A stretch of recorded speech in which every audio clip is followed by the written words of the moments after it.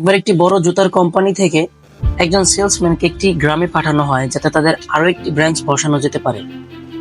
কিন্তু সেই সেলসম্যান এসে বলে যে সেই গ্রামে কোনো রকম জুতার ব্যবসা করা সম্ভবই না, কেননা সেই গ্রামে কেউ জুতা পরেই না। তো সেই একই কোম্পানি থেকে আরো একটি সেলসম্যানকে সেই একই গ্রামে পাঠানো হয়, কিন্তু সেই সেলসম্যান ফোন দিয়ে তাদের ম্যানেজারকে বলে, স্যার যত পারেন জুতা পাঠান, কেননা এখানে কেউ জুতো পরে না, এখানে একটি বড় মার্কেট হওয়ার সম্ভাবনা আছে। আবার অনেকেই ভাবে যে গোলাপ গাছে কাঁটা থাকে, আবার অনেকেই ভাবে যে কাঁটাওয়ালা গাছের মতন একটা জায়গায় গোলাপের মতন ফুল ফুটতে পারে। আপনি যদি একটি গ্লাসের ভেতরে অর্ধেক পানি ভরে নিয়ে আপনি যদি বলেন যে এই গ্লাসে অর্ধেক পানি আছে, তাহলে এটা সঠিক।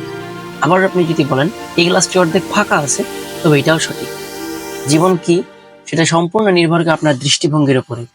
আপনি যদি ভাবেন আপনি পারবেন, তাহলে এটা সঠিক, এবং আপনি যদি ভাবেন আপনি পারবেন না, তবে এটাও সঠিক। একবার এক আসামি মৃত্যুদণ্ডপ্রাপ্ত একজন আসামিকে বলছে যে তোমাকে তো ফাঁসি দিয়ে মারবে, তোমার অনেক কষ্ট হবে, তো তোমাকে ফাঁসি না দিয়ে তোমাকে একটা কিংকবরা সাপের ছোবলে তোমাকে একটা সহজ মৃত্যু দান করা হবে। লোকটিকে একটি চেয়ারে বসানো হলো এবং তার সামনে একটি অনেক বড় একটা সাইজের কিংকবরা সাপ আনা হলো। সাপটিকে ছেড়ে দেওয়া হলো, আর আগে তার চোখ বেঁধে দেওয়া হলো। এই সমস্ত কিছু দেখানোর পরে তার চোখ বেঁধে দেওয়া হলো এবং তাকে একটি সুই দিয়ে, একটি নিডেল দিয়ে একটি খোঁচা মারা হয়। আপনারা বিশ্বাস করবেন না, লোকটি সাথে সাথে মারা যায়।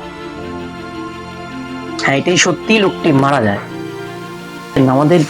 আমাদের ভাবনা আমাদের শরীরের উপরে, আমাদের মনের উপরে, আমাদের কাজের উপরে কতটা প্রভাব ফেলে তার বিশ্বাস করবেন না। যে পোস্টমর্টম রিপোর্টে আসছে যে লোকটা বিষক্রিয়া মারা গেছে। বিষক্রিয়া, তখন লোকটা ভাবছে যে তাকে কিংকবরা সাপে কামড় দিছে, তখন অটোমেটিক্যালি বডি পয়জন ক্রিয়েট করে, মানে বডি নিজেই বিষ সৃষ্টি করে এবং সে বিষক্রিয়া মারা যায়। তো এই সমস্ত উদাহরণ থেকে আমরা এটাই শিখতে পারি যে আপনি যদি ভাবেন আপনি পারবেন, তাহলে আপনি পারবেন, আর আপনি যদি ভাবেন আপনি পারবেন না, তাহলে আপনি পারবেন না। সুতরাং সবসময় পজিটিভলি ভাববেন, অলওয়েজ বি পজিটিভ।